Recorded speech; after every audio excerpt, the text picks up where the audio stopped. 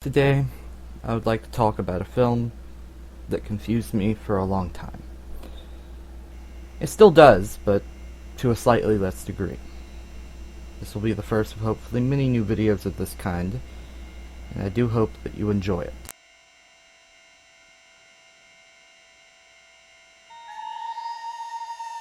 I must preface this all with a trigger warning.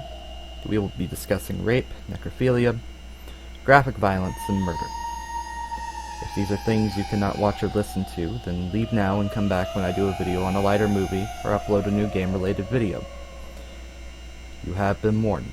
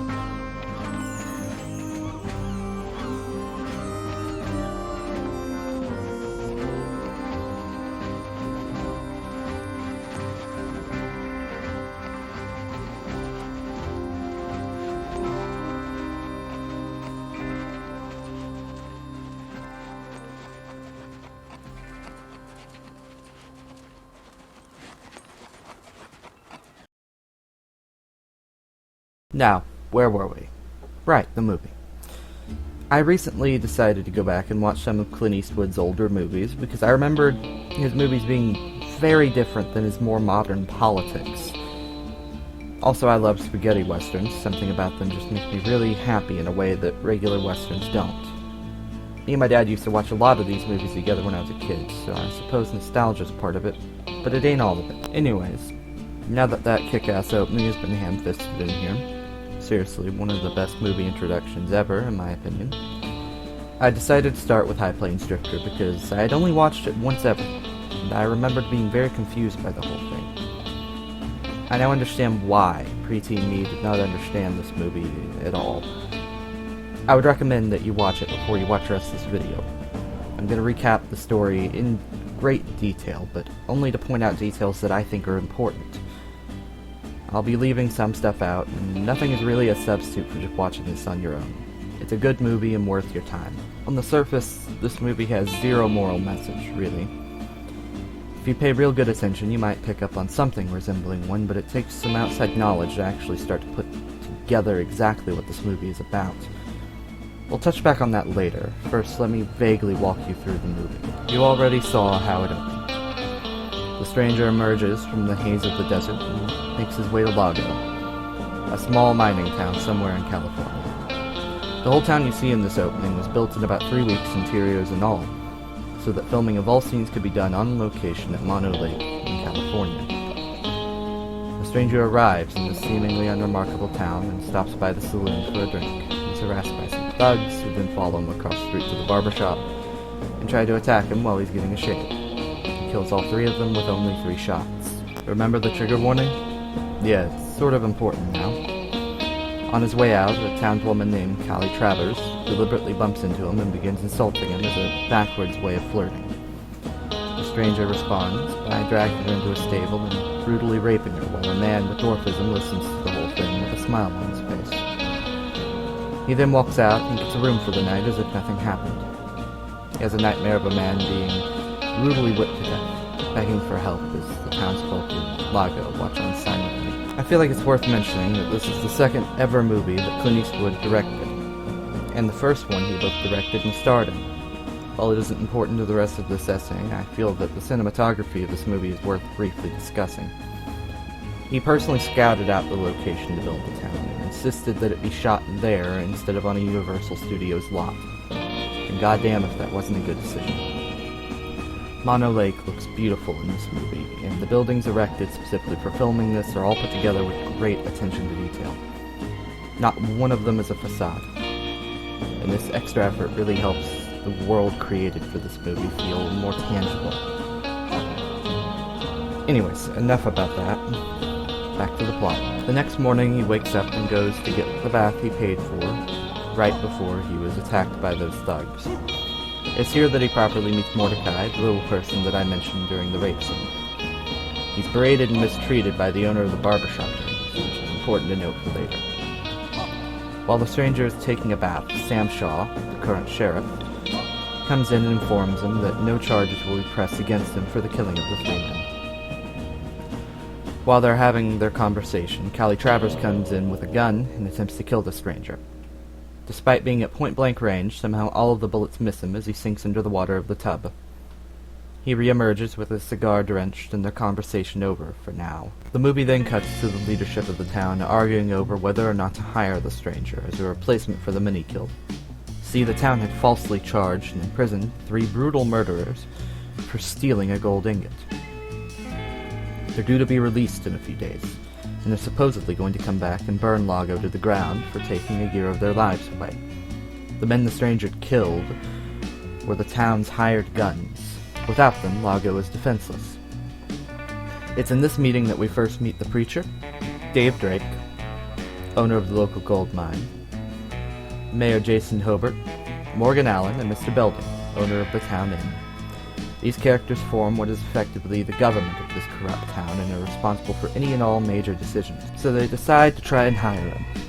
They approach him, and he declines 3 times, citing that the town sheriff ought to toughen up and deal with them himself after the sheriff exaggerates his role in the original arrest of these outlaws. He arrested them while they were passed out drunk, by the way. The stranger finally relents when they say he can have anything he wants. He walks into the town store to buy himself some stuff to come upon the owner mistreating a native family browsing blankets inside. In response, the stranger gives them all the blankets that the store has and gives the children entire jars of candy. He also pockets himself a whole pocket of cigars. I found this important to note since this is one of the only times that the stranger shows any amount of kindness to anyone in this whole movie. He then moves on to buy himself a few pairs of boots, a saddle, and a round of drinks for the entire town. He then sets Mordecai up on the bar and makes him both mayor and sheriff. Mordecai gets very excited and shouts in joy about it, before quieting down when he realizes that no one else is happy about it. He then buys Mordecai a gun and a pair of bandoliers to properly look and do the job of a sheriff. The Stranger then establishes a volunteer regiment consisting of all able-bodied men in the town, has the town gun store issue them armaments, and then begins drilling them with a wagon pulling 3 dummies. Before we're shown the drills, it cuts away to the outlaws being released. This is the first proper introduction to them. Stacy Bridges and the Carlin brothers are thrust out of the prison in the middle of nowhere with nothing but their guns. The warden of the prison they were previously staying in sold their horses out from under them. They remark about intending to burn Lago to the ground before they set off in search of some hapless travelers to kill and steal horses from. It cuts back to the drill scene I mentioned after this. After realizing he ain't gonna be able to whip them into shape in time, he finds a couple of downtrodden Mexican carpenters and orders them to tear down Mr. Belding's barn in order to make some picnic tables.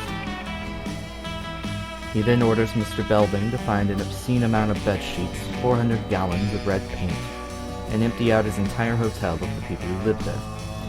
Mr. Belding is furious, but can't do anything about it, so instead reluctantly complies. The movie again cuts away to Bridges and the Carlin brothers killing 3 men for their horses in relatively fresh clothes. The movie then cuts back to the town doing drills again. Belding, Drake, and Allen are all having a secret meeting during the midst of this. Belding and Allen want the stranger killed, while Drake holds a steady position that they need the stranger if they're going to survive the return of Bridges and the Carlin brothers.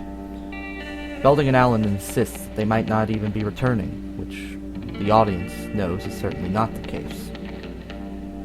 Drake then asks Allen if this is about the stranger raping his girlfriend/wife, I'm still not sure which, Callie Travers, and then remarks that the outlaws must be killed, since what they know about the murder of the former Marshal Jim Duncan could have everyone in the town, themselves included, hung, which causes him to storm off. This is our first hint that the townspeople are not just guilty of standing by as the man from the dream was whipped, but having an active role in it. This becomes especially important later. Back to the story now. The movie cuts from this meeting to the people being forced out of the hotel that night. Everyone is complaining. The preacher, furious about it, comes and asks the stranger how he could possibly turn his brothers and sisters out into the night. The stranger tells him that they aren't his siblings, and if he cares so much about them, he should have no problem letting them crash at his place. The preacher, taken aback by this, then announces that the people of the town will house them in exchange for, and this is quote, not a cent more than their regular rent at the hotel. This is also important to note for later. The stranger then orders himself a dinner for 2 and leaves. With the stranger no longer there to protect him, Mr. Belding and Sam Shaw harass and belittle Mordecai, forcing him to hide under the hotel.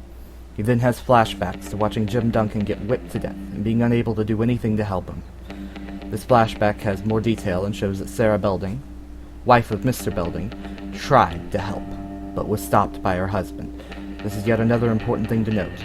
Mordecai and Sarah were unable, not unwilling, to help Marshal Duncan. The stranger then invites Callie Travers over for dinner in his new double room in the empty hotel. She complies, asking for half an hour to get ready. While it isn't shown on screen, it is implied that she uses this time to set up an ambush from some of her friends in the town. She has dinner, all polite and nice, before sleeping with the stranger again. The movie cuts during the dinner scene to Bridges and the Carlin brothers having to put down one of their 3 horses because of how hard they've been pushing for Lago. They're nearly there, and the town is no more ready than it was the day the stranger began his preparations for defending the town. The movie cuts back to the townspeople arguing about what to do about the stranger in the church. Mr. Belding gives a speech about how horrible he is, and is implying that the others should do something.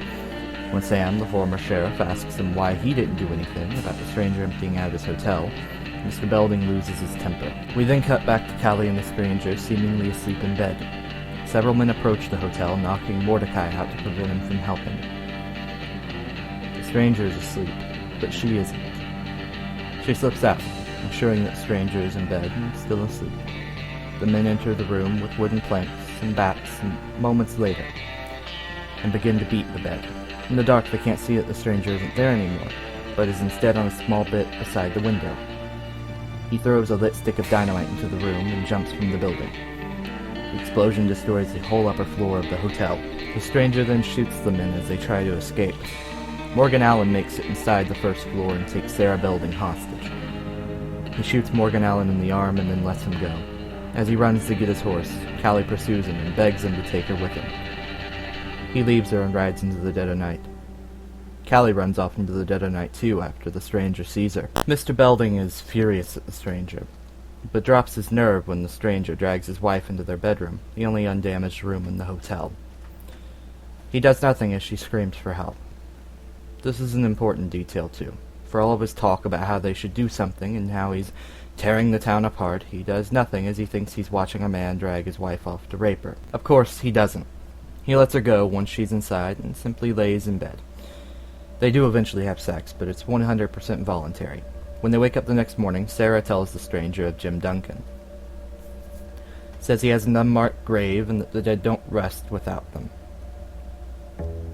She says this is why the town is afraid of strangers. After some other conversation, the stranger claims to have only stopped for a bottle of whiskey and a bath. She doesn't believe him, but also doesn't care. She remarks that he's a person who scares people. And he remarks back that it's what people know about themselves inside that makes them afraid of him. I felt this conversation was pretty important to establishing that the stranger isn't just an apathetic man with good luck, but vaguely omniscient. He already knows everything that's going to happen. He already knows the sins of every person in the town, and has a purpose for everything he's doing. We then cut to the stranger painting a sign as the townspeople bury the bodies from the night before on the outskirts of town. He orders them to paint the whole town red, and they head back into town. What he's doing is kept a secret from both the audience and the townspeople until the camera shows the sign as they head back into town. It now has Hell sloppily written in red paint over the usual Welcome to Lagos sign. We then cut back to Sarah getting ready in her bedroom. Mr. Belding tries to force her to come with him to the town meeting, with the implication that she needed to testify that she'd been raped by the stranger, but refuses to on the count of that not actually having happened. They then get into an argument in which she finally lets it spill to the audience, in plain exposition anyways, it had been hinted the whole time, that the whole town hid a murder. Mr. Belding responds by saying that Marshal Duncan had to be killed. He'd found out that the local gold mine had been built on government property and, being a man of the law, was going to report it. Mr. Belding claims this would have shut down the mine, which would have meant the whole town drying up.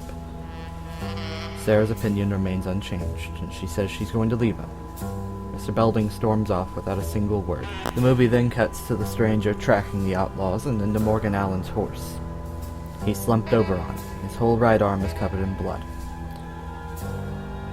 His horse knocks him off right in front of Bridge and the Carlin brothers. He begs them for his life, trying to warn them of the stranger, but they talk over him. They say they'll only help him with his arm if he gives them the combination to his safe. He refuses, so they stab him in the neck with a dull stick and leave him to bleed out. The stranger opens fire from a ridge above them immediately after this and forces them down behind cover. During the ensuing gunfight, he shoots Cole Carlin's ear off.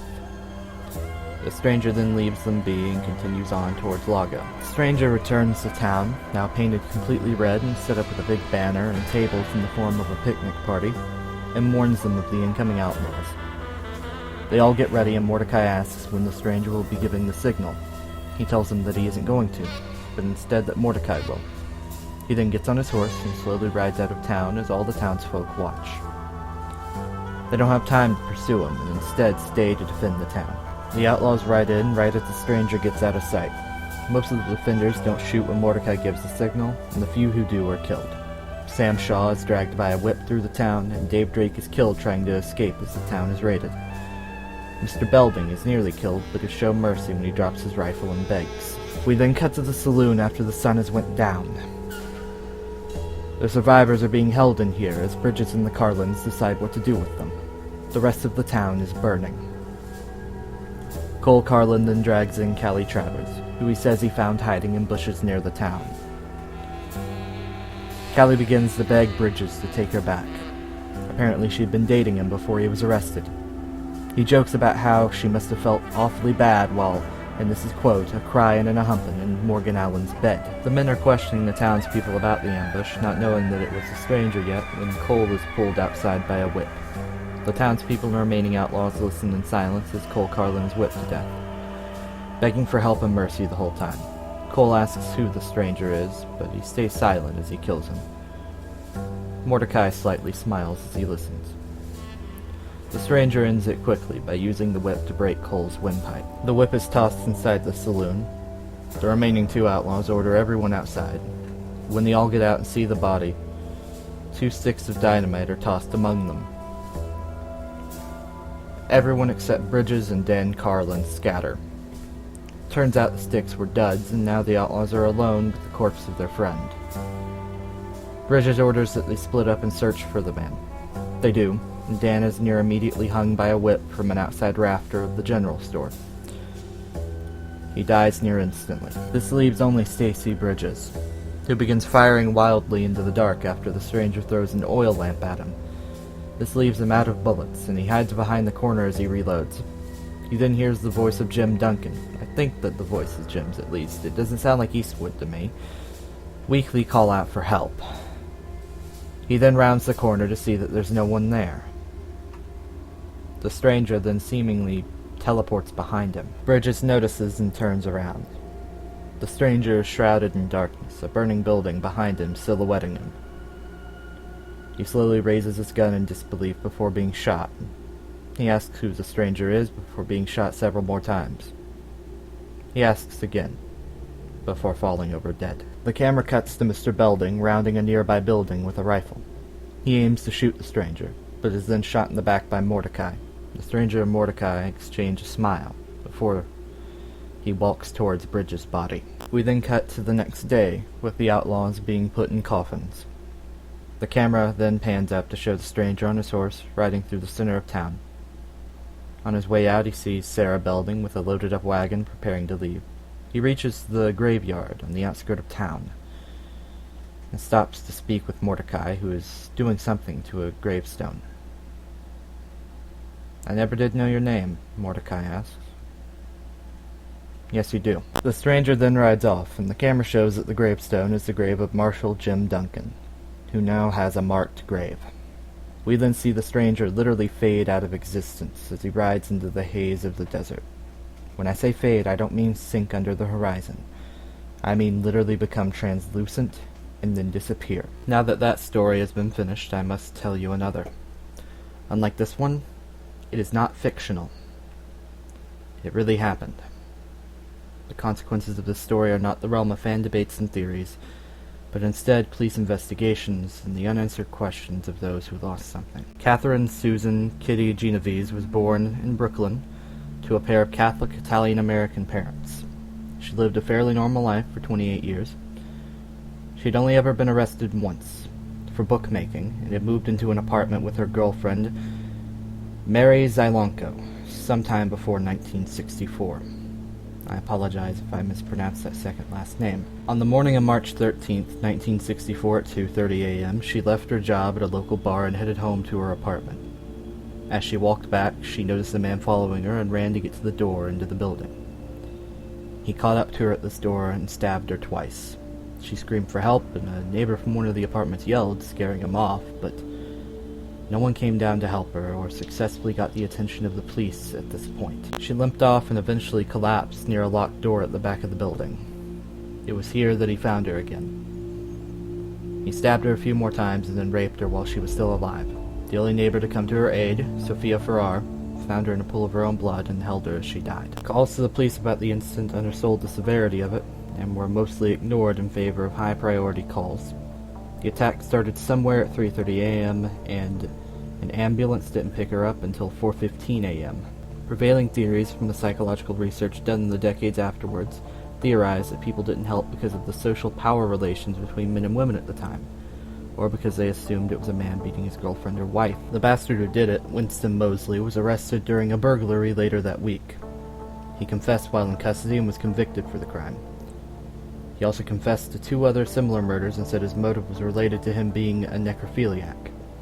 His death sentence was later commuted to life in prison. He died insisting that Genovese had provoked him with racial slurs and had attacked him first. 2 weeks later, the New York Times ran a story about the murder, claiming that 38 people heard or saw the attack and did nothing. Whether or not this is true is disputed heavily today, but was taken as fact at the time and during the decades afterwards. This case single-handedly started research into what we now call the bystander effect, opening up a whole subset of psychological study. The author of the script of High Plains Drifter, Ernest Tidyman, said that the movie was inspired by this murder. This changes the entire framing of the events. The attitude of the stranger being shared by the film itself, and its framing and trickling of key information to the audience, goes from being artificial lengthening and a good device for making an otherwise pretty villainous protagonist seem good, to being part of the film's core message. I believe that the stranger is not just the spirit of Marshal Jim Duncan. That's what he is in the story, sure, I won't debate that. In terms of the film, though, he's a stand-in for Ernest Tidyman himself. It's very clear that Tidyman had an extreme disdain for the bystanders who watched Genevieve be stabbed to death.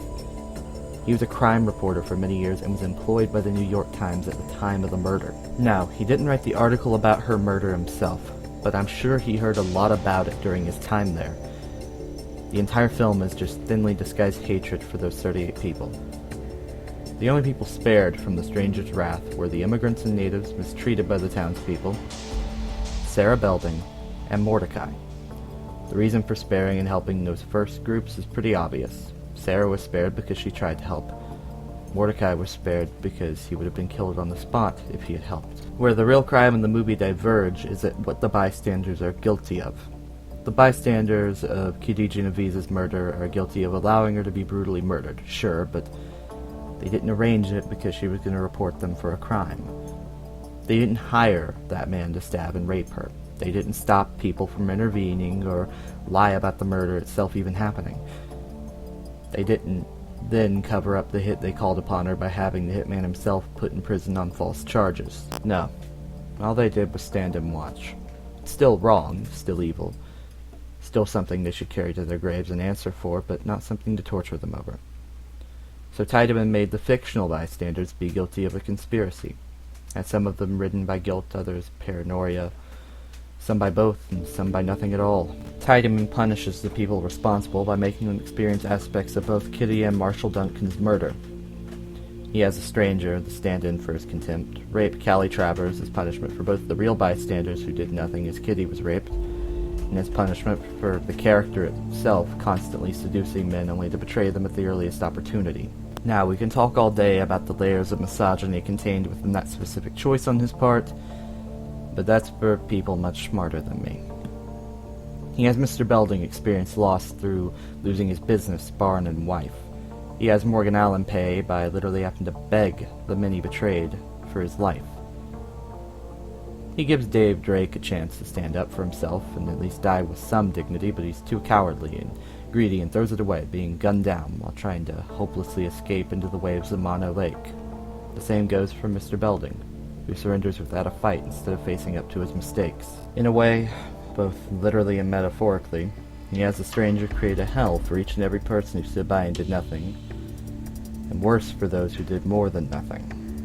He forces those who are innocent to help themselves become better, and shows kindness to those uninvolved in the whole affair. He, both in terms of his function and in terms of the canon of the character, is omniscient and already knows exactly how everything is going to happen. The worst part is that Tidyman's anger wasn't misplaced. On December 25th, 1974, a year after the release of High Plains Drifter and a few months after the 10-year anniversary of the Kitty Genevieve's murder, a woman was beat to death at 3 a.m. while at least a handful of neighbors listened and did nothing. The witnesses quite openly admitted that they heard the woman scream and cry and that it sounded like a murder. They still did nothing. This occurred in the exact same apartment building that Genevieve was murdered outside of. One of the witnesses who didn't call the police also heard Kitty screaming for help 10 years earlier and did nothing. The woman killed was a model, and her long-dead corpse was found brutally beaten to death by her boyfriend the next day at 2 p.m. Even the people who live with the guilt of what they had not done still willingly chose to do it again when confronted with the same situation. Nothing had changed. We now know that 38 was an exaggerated number, and that some people did try to call but couldn't remember the NYPD phone number. The Kitty Genevieve murder led to the establishment of the 911 system, but yet the same happened again in the same damn apartment building, well after the excuse of not knowing the number had been taken care of. Similar cases have cropped up time and time again since 1964. In almost every video of police brutality you see, the offending officers outnumber 10 to 1 usually, and yet no one ever does anything. They instead watch, They watched George Floyd be murdered despite outnumbering the two cops. You can find hundreds, if not thousands, of people on video watching murders and injustice without doing a thing in the last decade of recorded instances alone. The world that Tiedemann lived in when he felt this utter contempt and wrote this script, and the world we live in are not different. The technology and culture are different, sure, but the people aren't. Human psychology is the same. What can be done about it? Hell if I know. That's way above my pay grade. I couldn't start to competently answer a question even if I wanted to. I suppose that and this whole video are really just food for thought. Before we leave, I'd like to do my own bootleg version of the Eyeball Zone. I know that I'm a laughably small channel and that shouting others out with my 50-ish subscribers is sort of useless, but even one or two of you watching this far and going to support these people would mean the world to me. Brett Van Donsel, I hope I said that correctly, makes some killer-free music, and if my vision for this video hasn't changed since editing and recording this, you've heard at least one song by him at some point during this. Princess Jellyfish makes videos about politics and gender. I quite enjoy her work, and I'd recommend watching their recent video about Orwell and transphobes. Again, please go give both of these people some love and views on my behalf. I would also like to thank my friend Rose for doing the stylized traces you've been looking at for most of this video. Their work is always great, and I would like to give special thanks to them for it. I hope you enjoyed this video. Leave a like and tell me in the comments whether or not you want more videos like this one. Thanks for watching.